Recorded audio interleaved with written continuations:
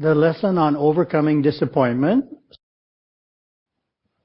Another instinctive response to the ebb and flow of life force is disappointment, which intensified becomes discouragement, depression, and despair. These three negative states are obstacles to all human endeavor, especially for the spiritual seeker who must learn early to regulate, control, and balance the emotional ups and downs so well that he never experiences discouragement, which is nothing more than an imbalance of force. One of the common false concepts about the spiritual path is that the times when we're not faced with challenges, those are the good times. Those are the times we can just be blissful and be happy. No challenges. One of the stories which impressed me contrary to that was Gurudeva was talking to the monks and he explained that his astrological period was so good, period of a few years, that he had no challenges. Everything was easy. Every success came so easily. Nothing was challenging, and therefore he was making no spiritual progress. So that's contrary to a common conception, which is, oh, with no challenges, that's good. This is great.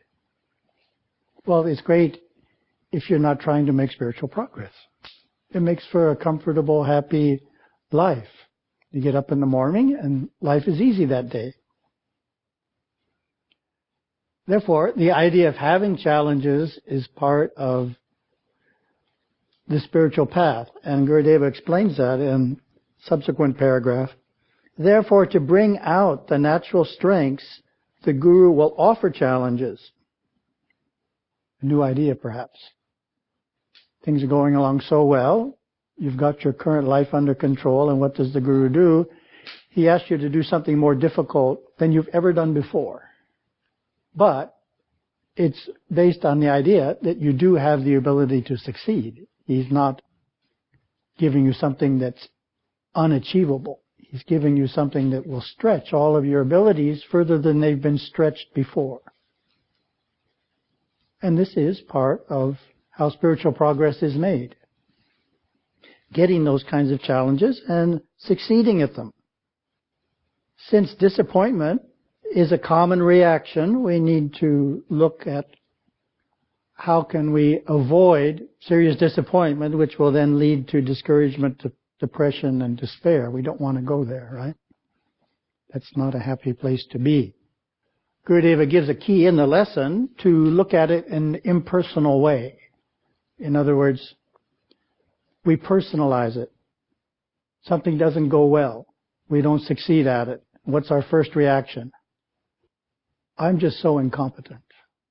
It's personalizing it, right? Others could do this, but I just don't have the ability. It's also personalizing it. We think it's a reflection of who we are.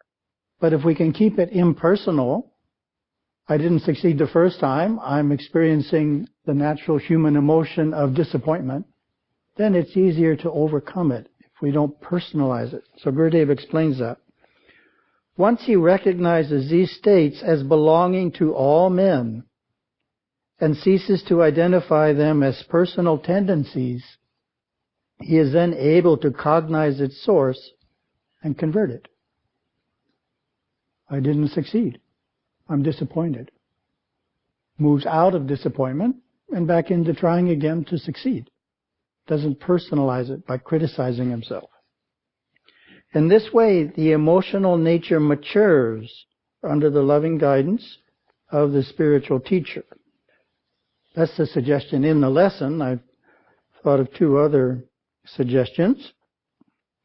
This one many of you have heard before when we're trying to accomplish a project and we're running into difficulties and avoiding the normal reaction of discouragement.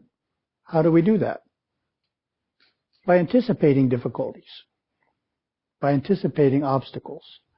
In other words, the more difficult, the more complex a project is, the more difficulties, the more obstacles we should anticipate even before we start encountering. The very fact that we anticipate running into obstacles and difficulties, therefore when we do so, we say, oh, let's see, this is obstacle number 3, instead of going into discouragement. Our biggest challenge for obstacles, of course, has been our biggest project, which is Yerevan Temple. Carving a temple in Bangalore by one set of Silpis, shipping it over here, and 5, 10, 15 years later, assembling it with another set of Silpis, has its challenges. You can see it may not fit, right? The first group carves it one way, and the second group tries to assemble it the next. So we've run into many obstacles, but we never got discouraged because we anticipated that we would. It's a very challenging project. No one's ever done it. Built a temple that's hand-carved in India, shipped to the U.S., and assembled. It's only hand-carved granite. Most temples have some hand-carved granite at best, the sanctums, but the whole structure is usually, the outer structure is usually a Western structure, which you can build in a year. But this is a very challenging project. The biggest challenge we faced was when the government decided that Silpis weren't religious workers and therefore didn't qualify for a visa to come into the U.S. anymore. Now that could have been discouraging, right? But what does it lead to? Disappointment, which leads to discouragement, depression, and despair. We could have hit despair on that one. But we didn't. We found the best immigration attorney that we could in Washington, D.C., and hired her services to sort it out. And it took a while, but we ended up sorting it out. And through our efforts and the efforts of others, the visa got clarified, and Silpis again were listed as those who fell under the religious worker category. So it all came back together, but it took a while.